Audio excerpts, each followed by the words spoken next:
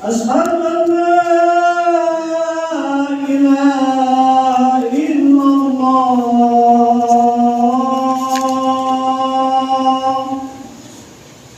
أشهد أن محمدا رسول الله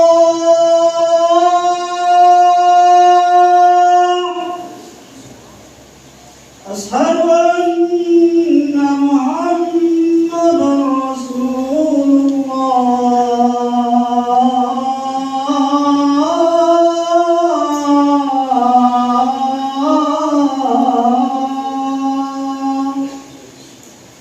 حي على الصلاة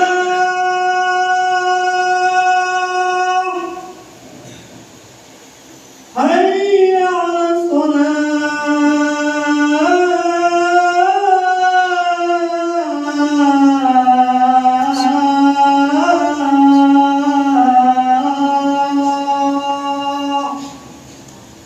حي على الفلاح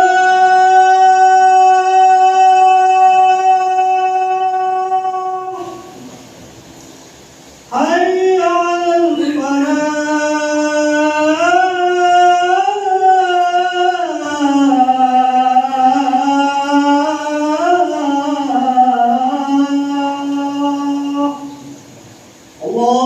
الله أكبر لا إله إلا الله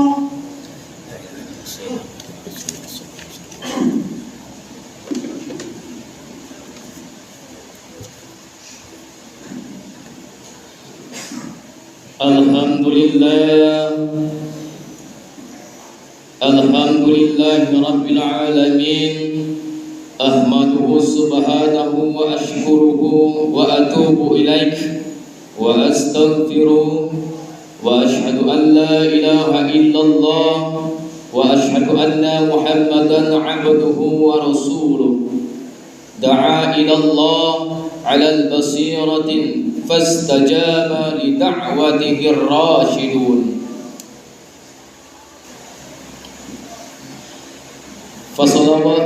fasalawatullahi wa salamuhu alaihi wa ala man tabi'ahu bi ihsan illa yaumiddin.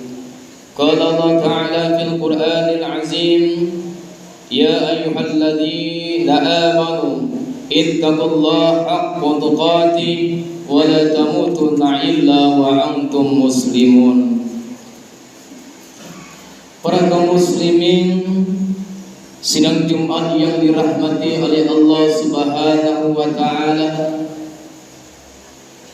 dalam kesempatan hari ini mari sama-sama kita meningkatkan rasa puji dan syukur kita kepada Allah Subhanahu wa Ta'ala atas segala nikmat yang Allah berikan kepada kita semua. Tentunya pada hari ini kita semua dapat hadir memenuhi panggilan Allah setiap minggunya di hari Jumat, yaitu ibadah sholat Jumat secara berjamaah. Salawat teriring salam juga kita tidak lupa sanjungkan kepada Nabi besar Muhammad sallallahu alaihi wasallam, salah seorang manusia hamba Allah yang telah memperjuangkan, memberikan jiwa raganya untuk umatnya. Dalam hal ini kita semua pada saat ini, sehingga kita semua pada saat ini dapat menikmati, menjalankan segala riwayat, menjalankan segala perintah-perintah Allah, serta menjalani segala sunnah-sunnah baginda Rasulullah sallallahu alaihi wasallam.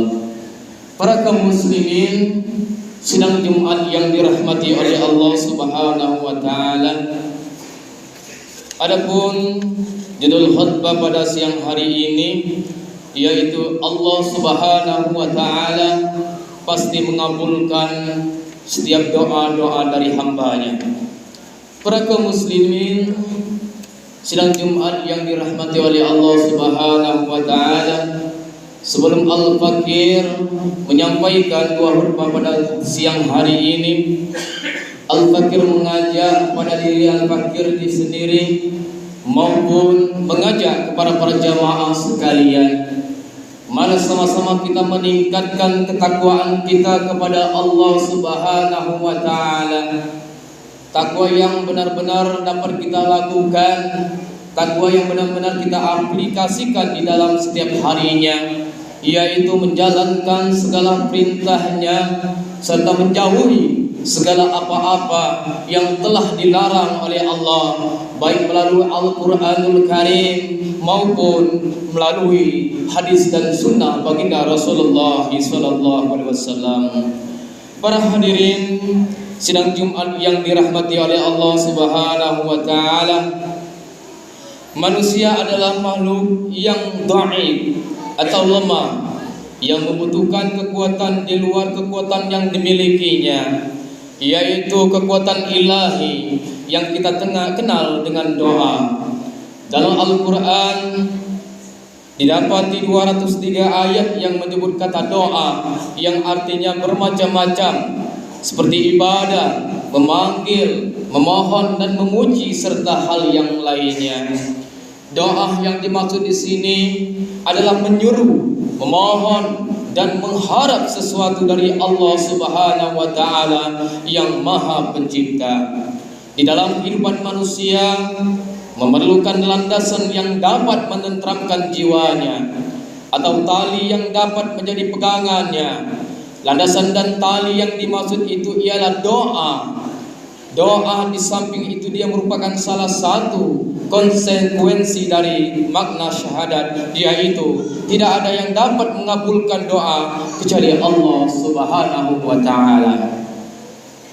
Berdoa adalah suatu kebutuhan rohaniah yang diperlukan manusia dalam kehidupan ini, lebih-lebih tak kalah ditimpa kesusahan, kesulitan dan malapetaka. Ada ulama yang mengibaratkan doa itu laksana obat bagi penyakit rohaniah, berupa penyakit takut, cemas, resah, ragu-ragu dan sebagainya. Kebanyakan manusia berdoa kepada Allah Subhanahu wa taala apabila mendapat kesusahan atau ditimpa bencana. Apabila keadaan sudah tenang atau mendapat nikmat darinya, jangankan berdoa, malah ia melupakannya sama sekali. Disangkanya nikmat yang diperolehnya itu adalah hasil keringat atau kecakapan dirinya sendiri. Padahal tanpa inayah atau bantuan dari Allah Subhanahu wa taala, maka tidak akan mengenyam nikmat-nikmat yang telah kita peroleh.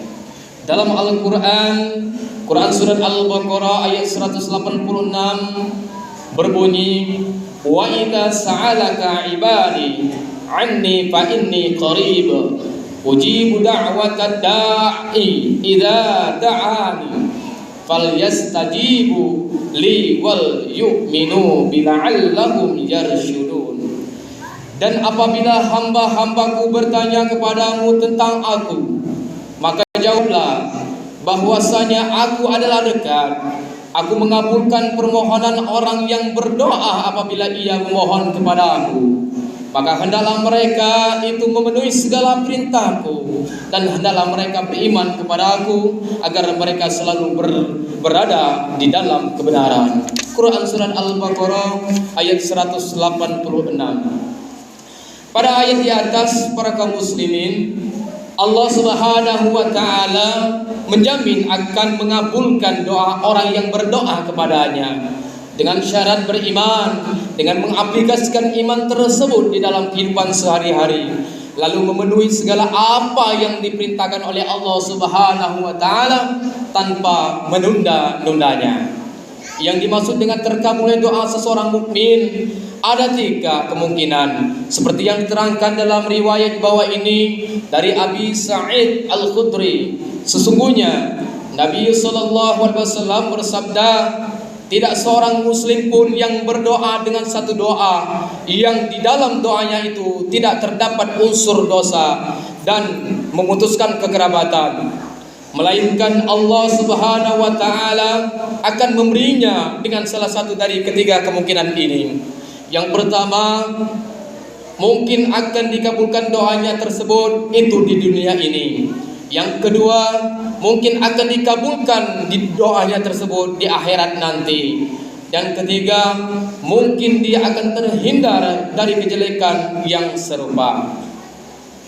Para sahabat kemudian berkata, kalau begitu kami akan memperbanyak doa. Maka jawab Nabi sallallahu alaihi wasallam, Allah lebih banyak pemberiannya. Hadis riwayat Ahmad.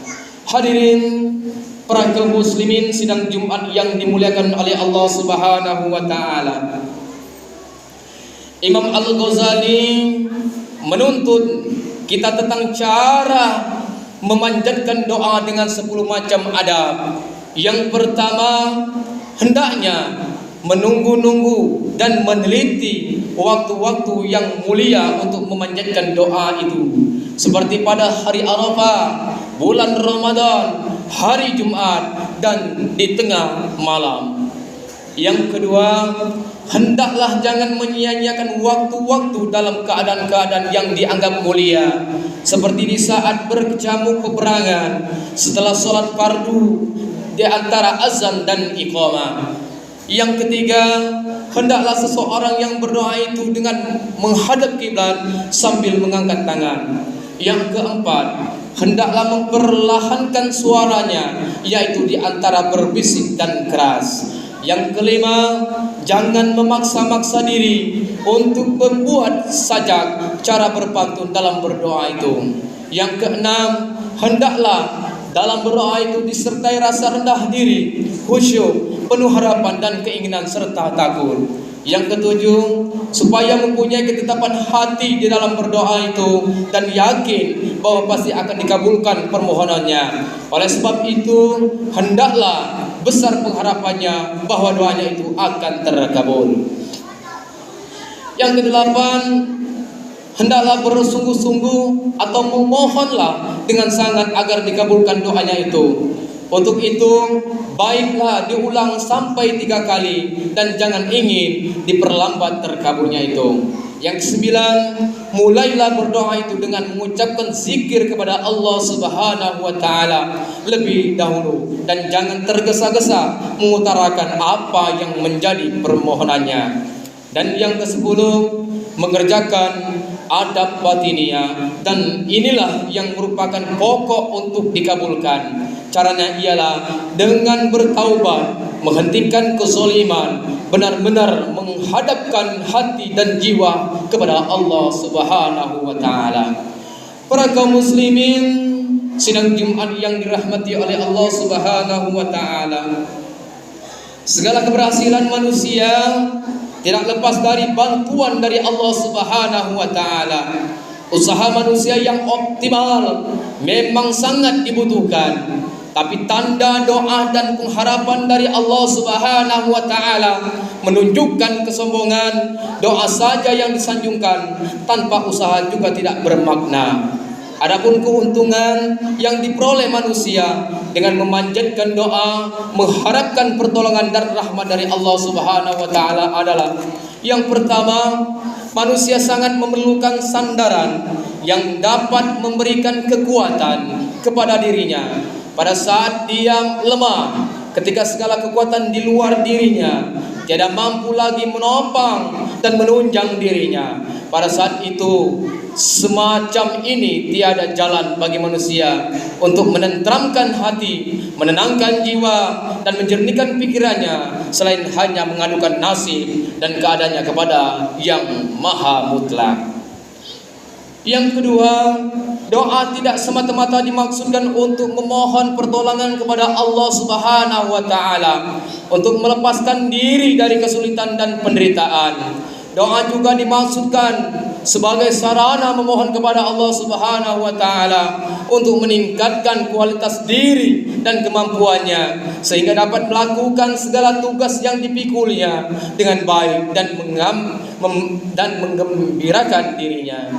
Yang ketiga, doa mutlak diperlukan oleh manusia karena manusia tidak tahu apa yang akan terjadi pada dirinya sekarang dan yang akan datang.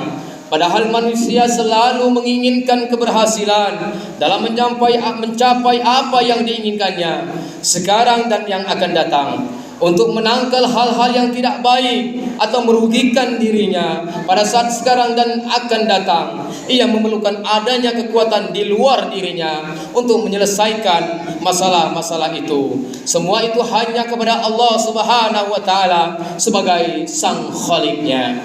Bagi seorang mukmin, berdoa merupakan ibadah. Meskipun tidak dikabulkan, tapi nilai-nilai ibadah telah diterapkan dalam kehidupan sehari-hari. Apa saja doa yang kita ajukan kepada Allah Subhanahu wa taala adalah baik, tapi ada beberapa doa yang kita sanjungkan kepada Allah Subhanahu wa taala mengharapkan kebaikan kepada diri sendiri secara maknai, seperti mengharapkan taufik dan hidayahnya, rahmat dan mahfirahnya. Yang doa tadi tidak mesti untuk kepentingan dunia dan materi saja. Rasulullah SAW meskipun dijadi masuk surga, doanya yang selalu dan hari ini bahkan akan datang dihapuskan oleh Allah Subhanahu wa taala. Tapi setiap saat tidak lupa untuk berdoa kepada Allah agar dirinya, umatnya dan manusia seluruhnya mendapat bimbingan dan hidayahnya. Apalagi kita yang sangat berjarak dengan Allah Subhanahu wa taala, tentu lebih penting lagi menjalin komunikasi dengan Allah Subhanahu wa taala melalui doa dan munajat kepada Allah Subhanahu wa taala. Para kaum muslimin, sidang Jumat yang dimuliakan oleh Allah Subhanahu wa taala. Mudah-mudahan melalui khutbah pada hari ini, marilah sama-sama kita menyerahkan diri kita kepada Allah Subhanahu wa taala dengan rajin memohon, meminta hanya kepada Allah Subhanahu wa taala. Apabila di dalam kehidupan kita terdapat keinginan, terdapat cita-cita atau sesuatu yang belum tercapai oleh Allah Subhanahu wa taala, maka mintalah kepada Allah Subhanahu wa taala, karena yakinkan hati, yakinkan jiwa, yakinkan diri. Apapun jenis yang telah kita panjatkan, apapun jenis yang kita minta, itu hanya kepada Allah, maka insya Allah akan Allah jawab doa-doa kita, permintaan kita, baik untuk diri kita pribadi maupun untuk anak, istri, cucu kita yang ada di rumah tangga kita. Para kaum muslimin, sidang Jumat yang dimuliakan oleh Allah Subhanahu wa taala. Demikianlah khutbah pada siang hari ini. Mudah-mudahan apapun yang telah kami sampaikan mendapatkan barakah dan manfaat serta hikmahnya bagi kita semua. Amin ya rabbal alamin. Barakallahu li wa lakum fil Qur'anil azim. Wa nafa'ani wa iyyakum bima fihi minal ayati wa zikril hakim. Aqulu qawli hadza wa astaghfirullahal azim wa lakum wa lisairil muslimin min kulli dhanbi fastaghfiru innahu huwal ghafurur rahim.